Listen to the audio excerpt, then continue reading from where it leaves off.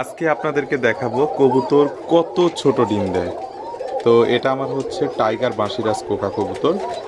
Coca কবুতরের মধ্যে সবচেয়ে দামি কবুতর হচ্ছে এটা আর কি। তো এটা এই যে একটা বাচ্চা উঠেছে আর একটা বাচ্চা নষ্ট করে দিয়েছে, এই যে দেখতে পাচ্ছেন। আর এই কবুতর কত ছোট ডিম দিয়েছে দেখেন, ওই পাশে একটা ডিম আছে, এই ডিমটা কত ছোট দিয়েছে। তো এটা দেখানোর চেষ্টা করতেছি।